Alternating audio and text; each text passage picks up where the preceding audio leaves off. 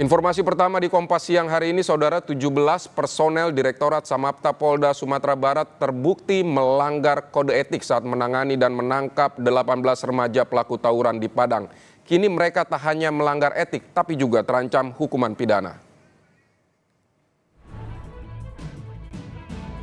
17 personel Direktorat Samapta Polda Sumatera Barat terbukti melanggar kode etik saat menangani dan menangkap 18 remaja pelaku tawuran di Padang.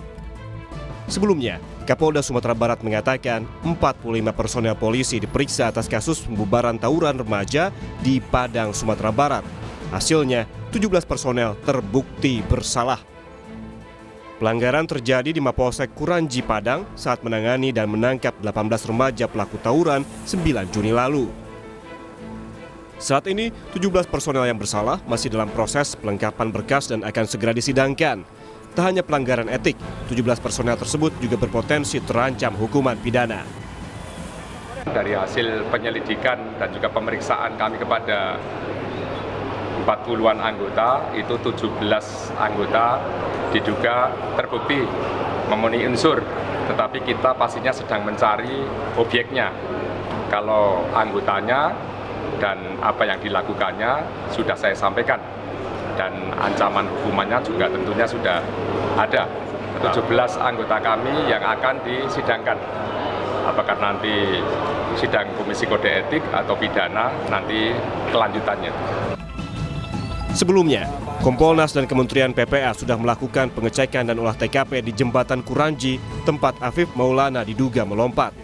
Hal ini dilakukan untuk mendapatkan gambaran pasti suasana sesuai waktu kejadian. Olah TKP dilakukan di waktu yang sama saat kejadian, yaitu pukul 3 dini hari. Kompolnas juga telah menghadirkan saksi ahli dan saksi kunci untuk menjelaskan penyebab kematian Afif Maulana di hadapan LBH Padang. Dalam keterangannya, para saksi menjurus Afif meninggal akibat terjatuh dari jembatan. Pihaknya pun mempersilahkan LBH Padang untuk mengambil kesimpulan. Untuk kematian Afif Maulana bagaimana Pak progresnya? Tadi dari ahli dihadirkan untuk dia bisa menjelaskan. Karena simpang siur kan pengertian lebam, ya, memar, tadi sudah dijelaskan oleh ahli. Dan ahli membuka diri untuk pertanyaan yang berasal dari LBH Padang. Sudah terjawab semua. Pembubaran tawuran remaja yang terjadi pada 9 Juni 2024 di Padang, Sumatera Barat menewaskan seorang pelajar SMP bernama Afif Maulana.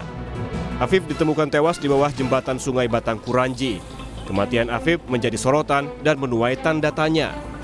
Pasalnya, keluarga tak percaya dengan keterangan polisi yang menyebut Afif tewas karena melompat dari jembatan. Keluarga meyakini Afif menjadi korban kekerasan polisi saat menertibkan tawuran. Hal itu didasarkan pada kondisi luka di jenazah Afif dan perbedaan keterangan dari polisi dan saksi. Orang tua Afif Maulana terus berupaya untuk membuka tabir kematian putra mereka. Tim Liputan, Kompas TV. Saudara, Komisi Perlindungan Anak Indonesia akan terus memantau perkembangan kasus kematian Afif Maulana. KPAI berharap proses ini tak hanya berhenti di pelanggaran etik. Afif Maulana, oknum-oknum yang tidak bertanggung jawab. Komisi Perlindungan Anak Indonesia menilai tidak tertutup kemungkinan ada bukti baru dalam pengusutan kasus tewasnya Afif Maulana. KPAI bilang jangan sampai kasus ini berhenti di sanksi etik saja, sebab belasan polisi kini terbukti melakukan tindak kekerasan yang telah melukai fisik dan psikis anak. KPAI juga mendorong pemerintah untuk mencari solusi tepat bagi pencegahan kekerasan pada anak. Dan harapan kami tidak hanya berhenti di sidang etik, karena yang dilakukan terhadap anak-anak itu sudah wujud kekerasan, mulai menendang, menyudut rokok, kemudian pakai electric gun yang tadi disampaikan, itu sudah bentuk wujud kekerasan karena mengakibatkan penderitaan fisik, psikis. Nah, ini perlu ditindaklanjuti, tidak berhenti di kode. Satupun anak di dunia ini tidak ada yang layak mendapatkan kekerasan dari siapapun. Untuk itu, negara harus hadir secara serius untuk memastikan anak-anak kita terlindungi dari kekerasan, perlakuan salah, dan bentuk kekejaman lainnya. Kita segera bergabung dengan jurnalis Kompas TV Rio Johannes di Padang, Sumatera Barat untuk nyimak lagi kasus ini. Rio, setelah 17 polisi terbukti melanggar etik, ini apa langkah hukum selanjutnya, Rio?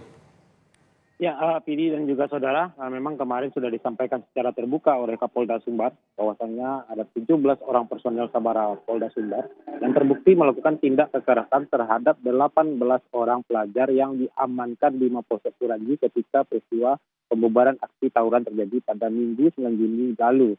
Dan dari 17 orang ini saat ini memang masih proses pemberkasan karena yang baru diketahui adalah siapa yang melakukan dan apa bentuk tindakan. Sementara untuk objek, karena di sini banyak 18 orang, itu masih dalam proses penyidikan lebih lanjut. Dan untuk itu Kapolda menyebutkan bahwasanya saat ini masih dalam proses pemberkasan. Mereka, 17 orang ini memang belum dilakukan penahanan, namun ditegaskan lagi bahwasanya mereka sudah diamankan di Biro Paminal. Polda Sumbar menyatakan bahwasanya ini prosesnya akan dipercepat dan mereka segera akan disidangkan.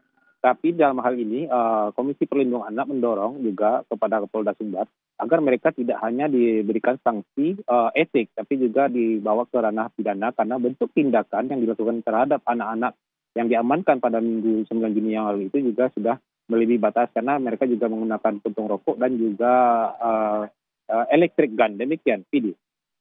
Rio, ini bukan hanya etik tapi ada potensi pidana. Sebenarnya tindakan apa yang membuat para polisi ini berpotensi di proses hukum secara pidana?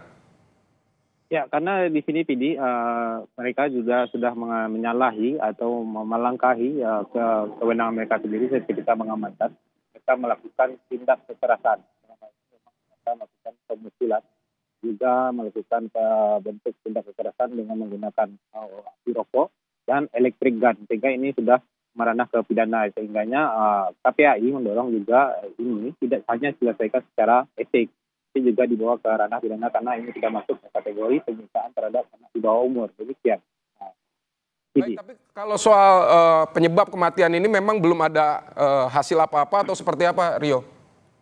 Ya, ada kemarin sudah digelar pertemuan, Kompolnas sudah menggelar pertemuan dengan LBH Padang, orang tua korban, Ombudsman, KPAI, dan juga Komnas HAM itu sudah menggelar pertemuan dan dalam pertemuan ini dihadirkanlah saksi kunci dan juga saksi ahli. Dan dalam hal ini memang dari keterangan saksi kunci dia menyatakan bahwasanya korban itu memang sempat mengatakan ingin melompat dan melihat posisi korban berada di jembatan pada sebelah kiri. Namun ketika dia diamankan dia tidak melihat lagi korban.